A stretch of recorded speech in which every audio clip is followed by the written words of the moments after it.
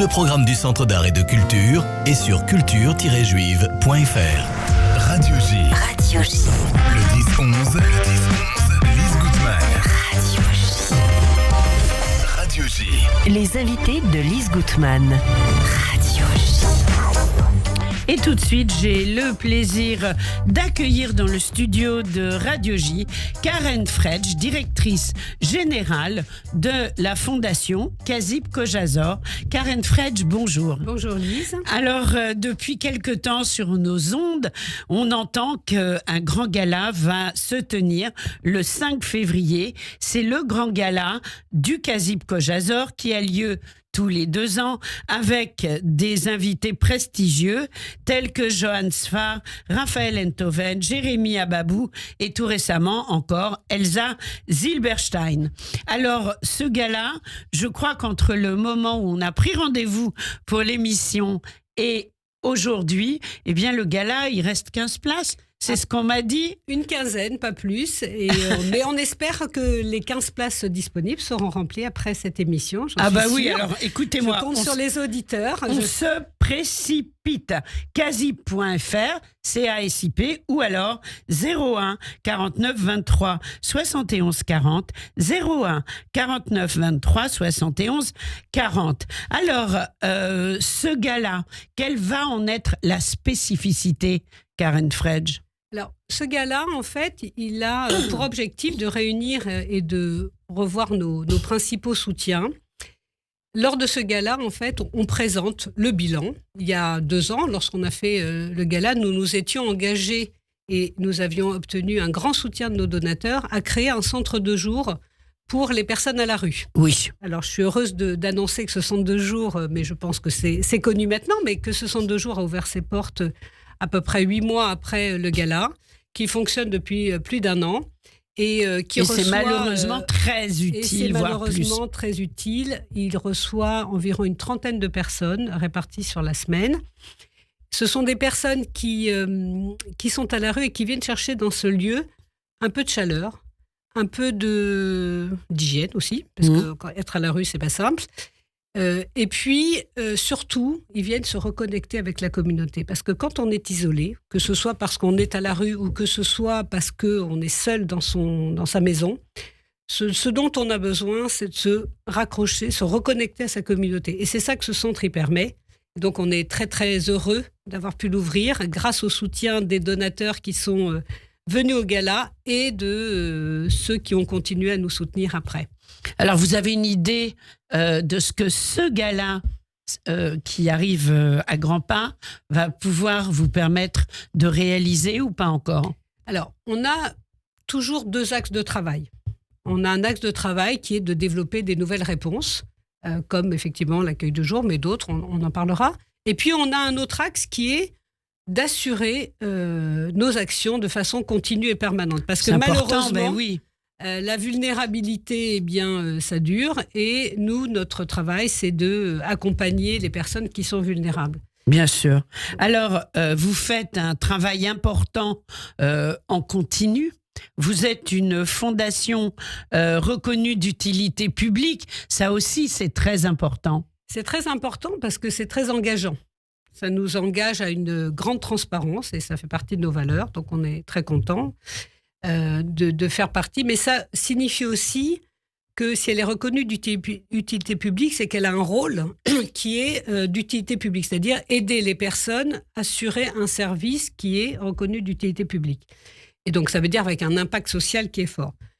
Il y a régulièrement, le CREDOC, qui est un organisme qui analyse en fait l'effet de société, publie régulièrement un observatoire de la vulnérabilité. Et donc, on s'aperçoit, lorsqu'on lit le dernier rapport, qu'à peu près 40% des Français se sentent vulnérables. Ça paraît assez énorme. Alors, les Français juifs par rapport aux Français non juifs sont en proportion, souffrent des mêmes maux de société. Bien sûr. Contrairement à ce que disent nos détracteurs, tous les juifs ne sont pas riches. Oui, c'est important de le rappeler à chaque fois. Je le rappelle parce que, effectivement... oui, parce qu'il y a des clichés épouvantables. Il y a des clichés qu'on a du mal à gommer, en tout cas. Et donc, lorsqu'on interroge les gens, sur leur sentiment de vulnérabilité. Quand on pense vulnérabilité, on se dit oui, les gens qui n'ont pas beaucoup d'argent, tout ça. Mais il n'y a pas que ça. Quand on se sent seul, quand on doit dépendre des autres, Oui. parce qu'on ne peut pas se déplacer tout seul, alors on doit compter sur les autres, eh bien on devient vulnérable. Et là, en fait, en 2023, ce qu'on a pu observer, c'est que, alors je ne sais pas si, je pense que les auditeurs le savent, mais je vais quand même le rappeler, on aide à peu près 30 000 personnes chaque année dans divers problèmes, des problèmes financiers, des problèmes d'isolement social, des problèmes de maladie, des problèmes de dépendance, des problèmes de handicap. On est surtout ces éléments-là. Parfois, certains cumulent les problèmes. Bien sûr. Et donc, chaque année, on voit de nouvelles personnes qui arrivent. Alors, depuis le Covid avait déjà provoqué beaucoup d'isolement.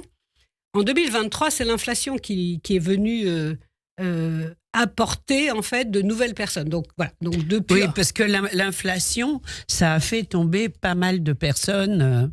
Quand il y a une inflation et qu'on n'a pas les moyens, on doit renoncer à des choses. C'est ça, en fait, l'inflation. Donc, on renonce au confort d'une maison bien chauffée. Bon, ça, je veux dire, c'est OK. Mais on renonce au déplacement. Et c'est quand on renonce au déplacement, eh bien, on ne va pas voir sa famille. Donc, on tombe dans l'isolement. Donc, c'est une spirale qui est infernale. Et l'inflation, en fait, elle a fait basculer des familles qui, jusqu'à présent, s'en sortaient à peu près bien.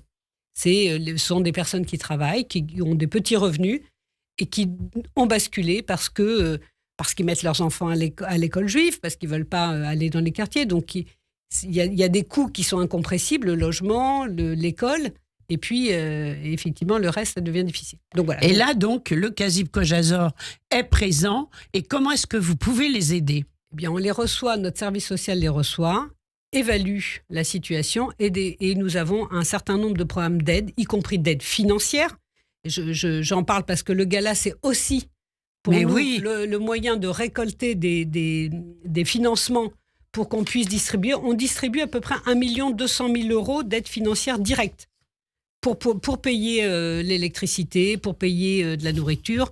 Sur la nourriture, on distribue plus de 200 000 € chaque année pour des frais de santé, pour des frais de déplacement.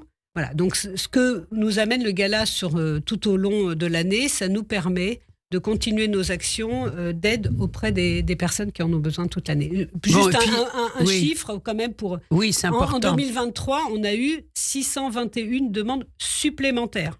Ah oui. Des nouvelles personnes qui s'adressent à nous. Ce qui est énorme. Oui, c'est énorme. Alors, le Kazib Kojazor, c'est aussi le célébrissime vestiaire. On doit vous en parler à chaque fois. Alors, juste 30 secondes.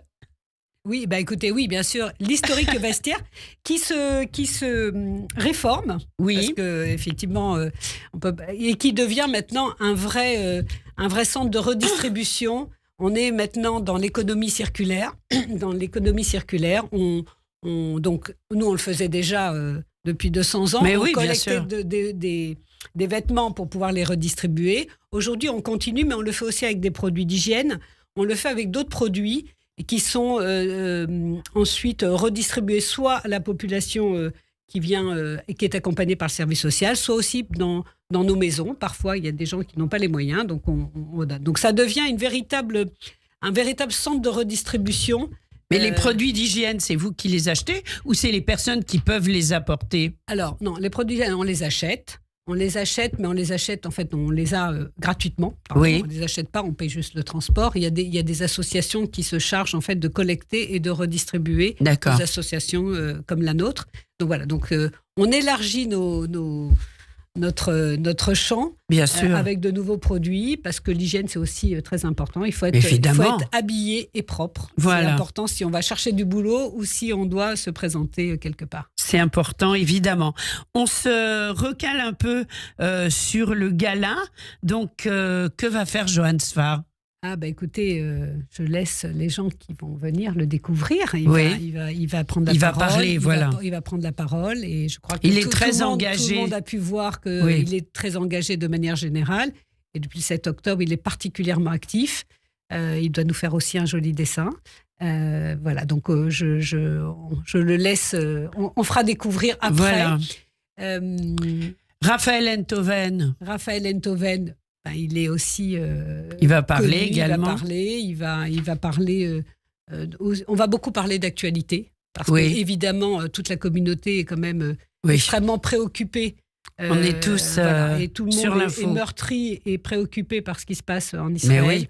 Donc bien sûr qu'on va parler d'actualité. L'actualité, elle a aussi un impact parce que les gens qu'on aide, ils se replient, ils se referment. Donc on n'est pas en France, évidemment, tout le monde est impacté d'une manière ou d'une autre. On a tous quelqu'un qui a de la famille en Israël. Bien sûr. Donc voilà, donc on va parler évidemment d'actualité. Et Jérémy Ababou va jouer. Et Jérémy Ce Ababou va- merveilleux pianiste de jazz. Il est formidable. Oui. Il est formidable. Il va nous jouer un morceau qui aussi va être dans le thème d'Israël. Et donc voilà, ça va être une soirée magnifique. Et je Alors c'est au Pavillon Royal. tout à fait. Casib.fr. Je redonne le numéro des réservations 01 49 23 71 40. De quoi n'a-t-on pas parlé, Karen Fredge? Peut-être une petite initiative Oui. pour Pessar Très bien. qu'on va suggérer lors du gala. Nous souhaitons organiser un voyage avec des personnes qui sont isolées Oui. pour leur permettre de vivre un Pessar kasher, Besabeach, j'espère. Voilà, donc on va soumettre et dans ce C'est-à-dire, vous dans les ce emmenez lot en de mauvaises vacances? nouvelles, Oui. on voudrait aussi avoir une parenthèse en offrant, en tout cas en permettant à des personnes qui n'ont pas l'habitude de pouvoir fêter. C'est aussi ça notre mission, c'est connecter les personnes, rester connectées avec la communauté. Ça Bien passe sûr. aussi par ces temps forts de fête juive. Et alors, le Casib Kojazor, ce n'est pas qu'à Paris, c'est au niveau Non, national. Tout à fait. Nous avons des structures à Nice, Oui. 2 structures à Nice, une structure à Aix-les-Bains et des structures à Paris, 10e, 20e, 19e, à Créteil. Donc des structures pour personnes âgées dépendantes, pour personnes âgées autonomes, pour des personnes en situation de handicap. On a des structures d'hébergement et de services. Donc voilà, donc on accueille beaucoup de monde et on essaye de répondre à tous les besoins des personnes qui sont en difficulté. Alors, Du mieux pour qu'on tout peut. cela, on va sur casib.fr Casib.fr. et là, tout est expliqué. Tout est expliqué, tous nos services, et on sera ravis de vous répondre. Il y a une fiche contact. N'hésitez pas à remplir la fiche contact. On vous rappelle immédiatement si vous avez le moindre besoin, moindre et souci. moindre souci ou la moindre question. Eh bien, je crois qu'on a fait le tour. Je vous Merci souhaite beaucoup. un excellent gala le 5 février au Pavillon Royal. Et puis, écoutez, grâce à la magie de Serge, notre réalisateur technique, on termine cette jolie émission avec Jérémy Ababou. Formidable. Au revoir, merci. Merci beaucoup, Lise. Au revoir. Au revoir.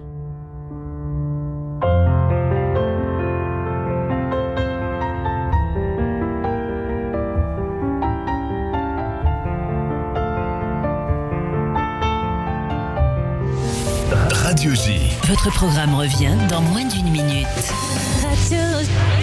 Radio J. Le 6-9.